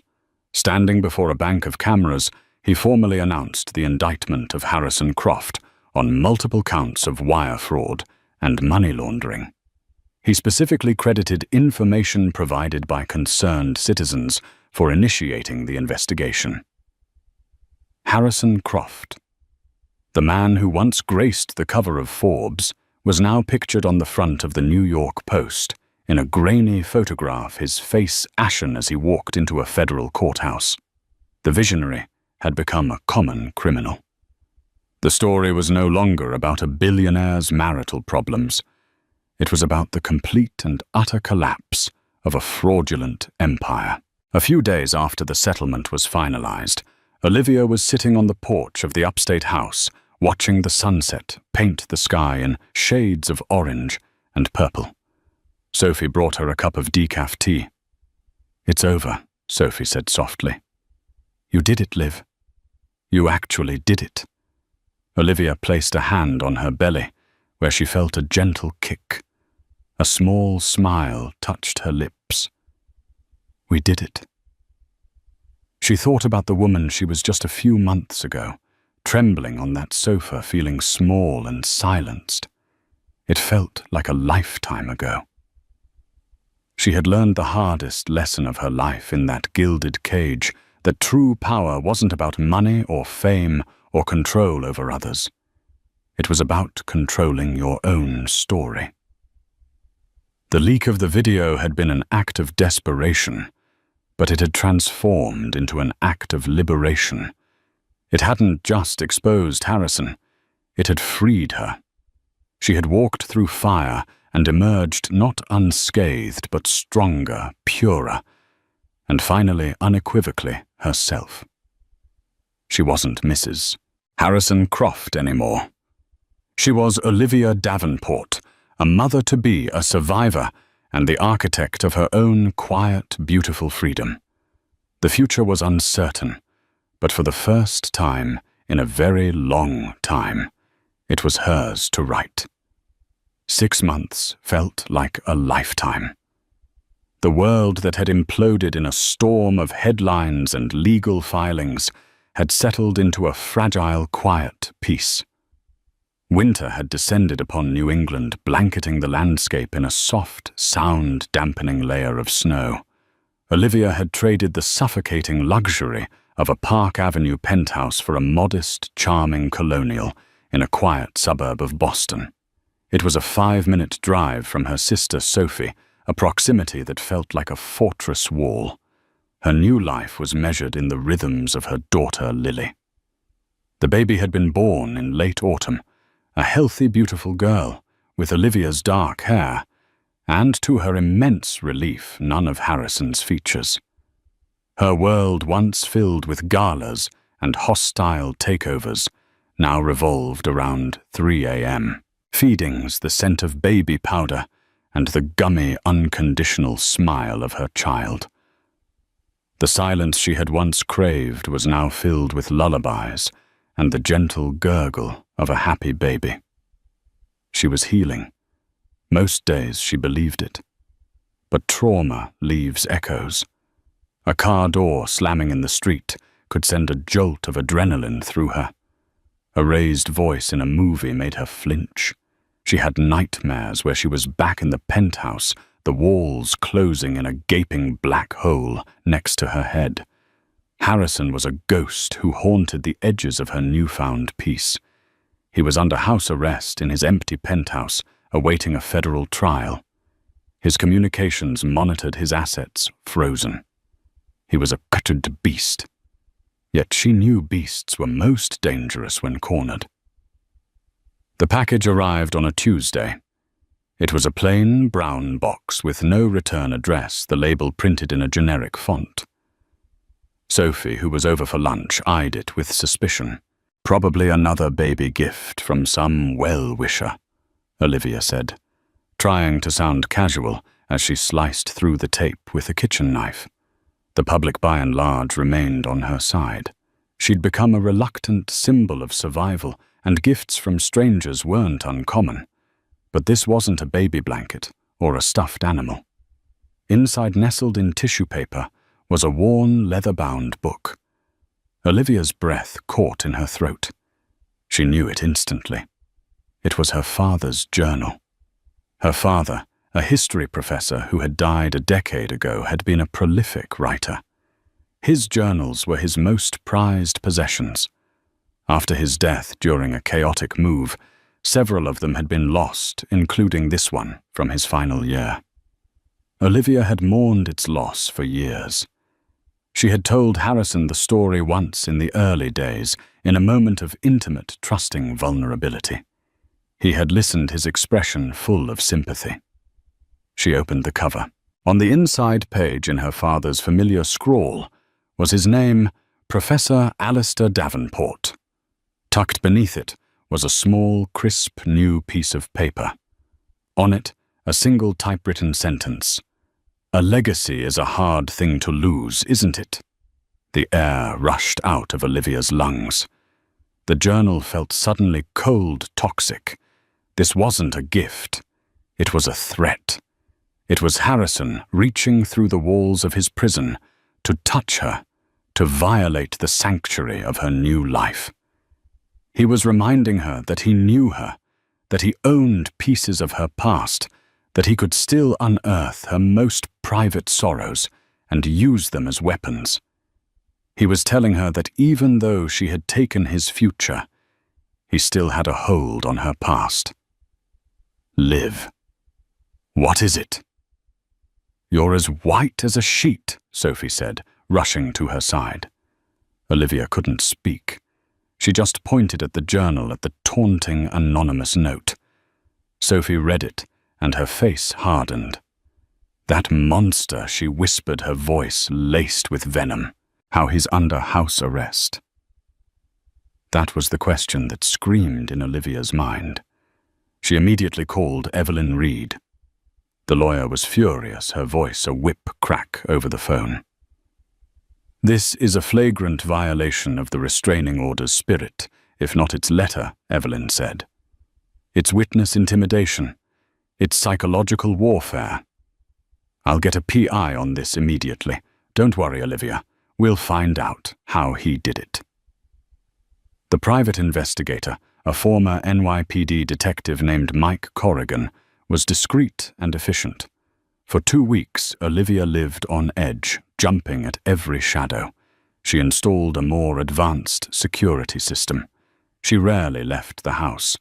The ghost had become a palpable presence again, the echoes of her past threatening to drown out the quiet joys of her present. Corrigan's report came via a secure email to Evelyn, who relayed the findings to Olivia and Sophie in a conference call. Harrison has been using his legal counsel visits. Evelyn explained, her tone grim. He's allowed privileged, unmonitored conversations with his defense team. He's been passing coded messages to a junior paralegal on his team, a kid named Leo Batch. Batch then uses burner phones and cash drops to communicate with a network of fixers Harrison still has on his payroll. So he's still pulling the strings, Olivia said, her stomach twisting. It's worse than that, Evelyn continued. The journal was just a message to you, a way to terrorize you. The PI discovered the primary focus of this network. Harrison isn't just trying to spook you, Olivia.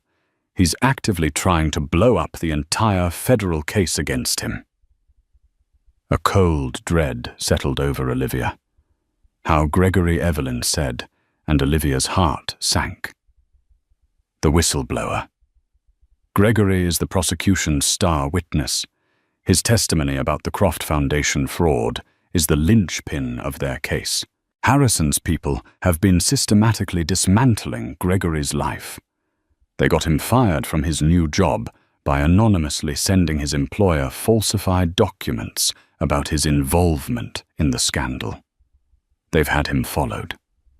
Last week, his teenage daughter received a text message with a picture of herself walking home from school. There was no threat, just the picture. Just like your journal. It was a message. Sophie swore under her breath. The U.S. Attorney's Office is trying to protect him, Evelyn said. But Gregory is falling apart. He's terrified. Harrison's goal is to intimidate him into recanting his testimony or refusing to cooperate. If Gregory folds, the government's case becomes much weaker. Harrison's lawyers could argue that the evidence was provided by an unreliable witness under duress. It's Harrison's Hail Mary pass to walk free. The room fell silent. Olivia looked from her sister's worried face to the baby monitor where Lily was sleeping peacefully in her crib. She had thought this was over. She believed that by taking Harrison's money and his reputation, she had won. But she was wrong. His freedom was the one thing she hadn't taken, and now he was using it as a weapon to claw his way back. If he succeeded, if he walked out of that courthouse a free man, he would never stop. The packages would never stop. The fear would never stop. He would be a shadow stretching over her and her daughter's entire lives. Her peace, she realized, was entirely conditional. It depended on him being locked away truly and finally powerless. A new kind of resolve, cold and hard as steel, settled in her heart. She had spent months healing, building a quiet life. Now she understood. Hiding wasn't healing. True healing was making sure the monster could never hurt anyone again. Evelyn. Olivia said, her voice devoid of any tremor. It was the voice of a CEO, not a victim. When I was married to Harrison, I wasn't just a decorative accessory. I sat in on meetings. I was there for phone calls about the foundation.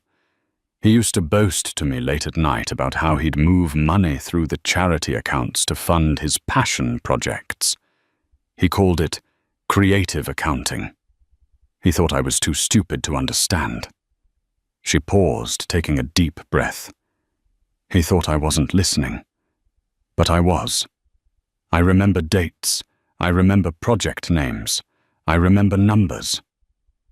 Evelyn was silent for a moment on the other end of the line. Olivia could almost hear the gears turning in her sharp legal mind. "Olivia," she said slowly, "are you saying you can corroborate Gregory's testimony? That you can be a direct witness to the fraud I'm saying? I can be a better witness than Gregory." Olivia corrected her. Gregory saw the spreadsheets. I heard the confession from the man himself, the U.S. Attorney's office. Would they be interested in a new star witness? They would see it as a gift from God. Evelyn breathed. But Olivia, this means taking the stand. In open court, his lawyers will try to tear you apart. They will use every lie, every piece of the old smear campaign. They will paint you as a vengeful ex-wife. It will be brutal. Olivia looked over at Lily again, sleeping soundly, blissfully unaware of the darkness her mother was fighting. She had taken the video to protect this child. Now she had to finish the job. She couldn't build a life of peace on a foundation of fear. She had to build it on a foundation of justice. Let them try. Olivia said, her voice ringing with the clarity of absolute certainty. They called me a gold digger. They called me unstable. They can call me whatever they want. But when I take that stand and look that jury in the eye, the only thing they're going to call me is credible. Get me the U.S. attorney. In the end, this isn't just a story about a leaked video and the fall of a powerful man. It's a testament to the quiet strength that can be forged in the darkest of places.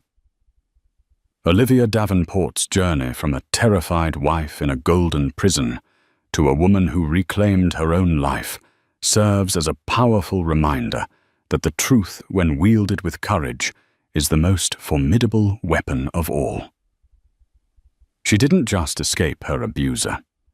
She dismantled the very source of his power, proving that real strength isn't about how hard you can punch, but about how resiliently you can stand back up. Her story is a voice for the voiceless, and a symbol of hope for anyone who feels trapped. If Olivia's story of courage resonated with you and you believe in the power of truth, please give this video a like and share it to spread the message. Subscribe to our channel for more real-life stories that matter. What would you have done in her position? Let us know in the comments below. Thank you for watching.